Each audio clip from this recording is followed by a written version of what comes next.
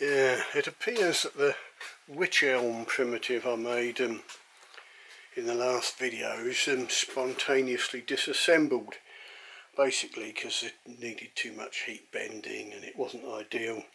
And to be honest, I never wanted to make a bow out of it in the first place, but the guy who was given the staves was rather keen. Anyhow, I just gave him his money back, shrugged and moved on.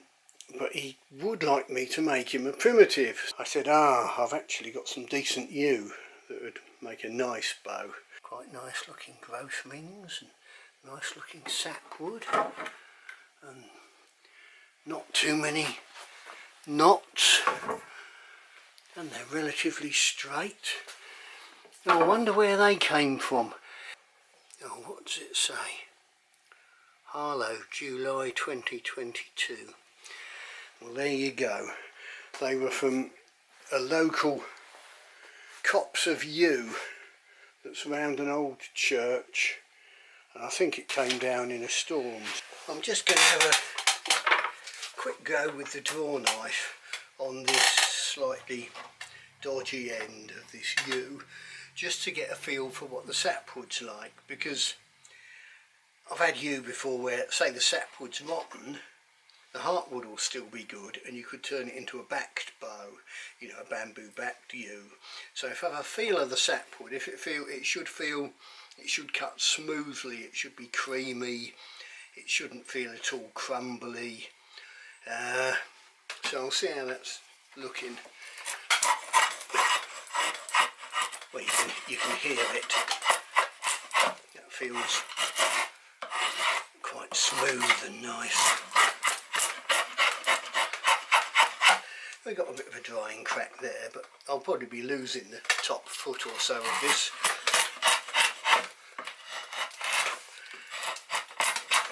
Yeah, that sapwood feels nice. I've been roughing out the stave on the bandsaw, so it's about sort of 65-66 inches long.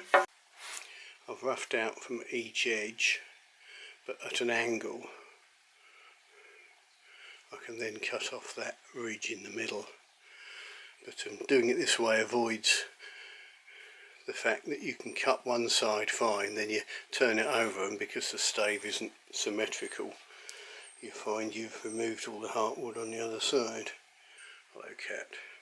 But the interesting thing you'll notice is how sapwood's lovely and thin this side, but 2 inches across, and it's much fatter this side, so I might have to thin the sapwood a little bit on this edge.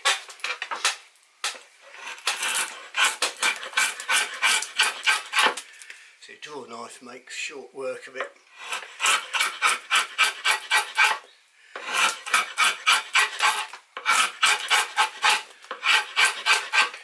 And you can hear the sound, it's got a lovely sort of crisp, crunchy sound, where the sapwood is much smoother and creamier.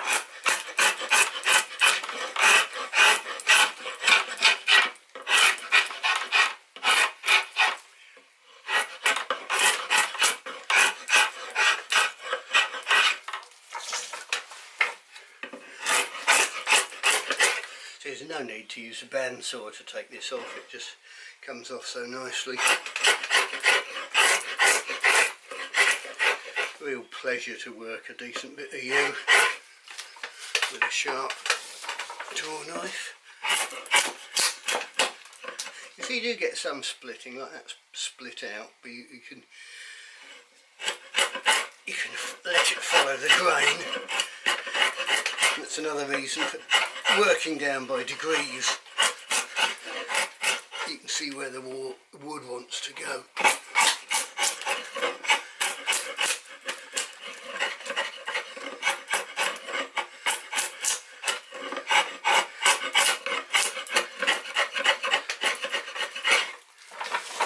See, that's ridiculously thick still. I mean, that'd probably be a £150 primitive.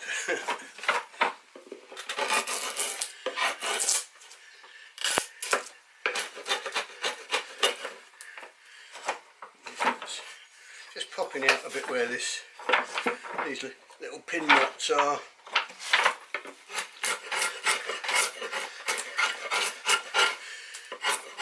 But with this sort of thing, if you're going to work roughly and hard and rip off big quantities of wood, the time to do it is early on in the process.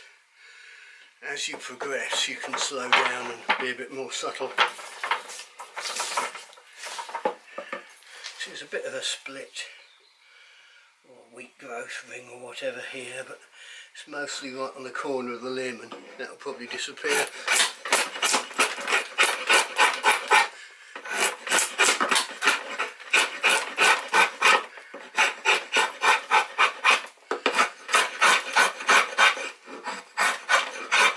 Also, the bow will be a lot narrower in reality when it's getting nearer finished.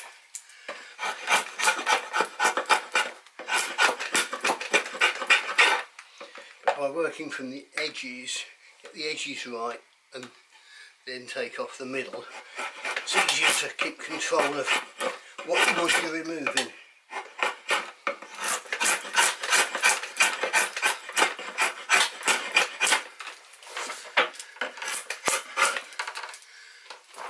There's a nice illustration of why you cut from one side, not at an angle. There we've got nice even heartwood sapwood there, but you see how it slopes.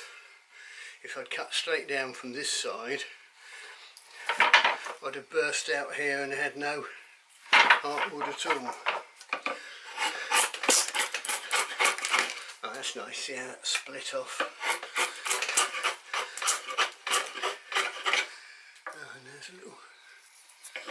There's a crack showing there.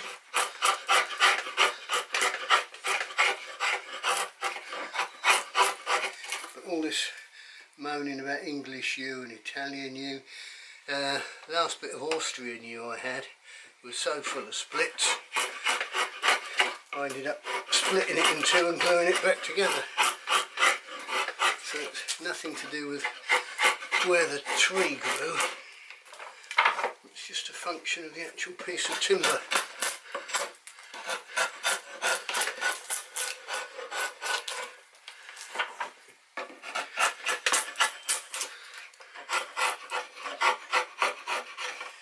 Right, so there's a very fine crack there, which may or may not disappear, but it's running centrally, so it's not an issue.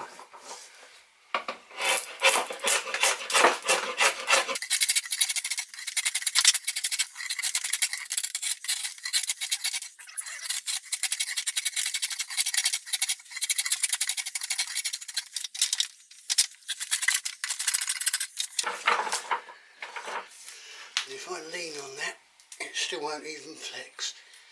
So I give it a 2B1. See, I've got plenty of thickness there still, and a lot of the cracks and splits are nearer the centre of the log. So we just started to nibble it down gently. Looking a little bit more bow shaped. But like I said, that won't even flex at the moment. Rough it down by degrees.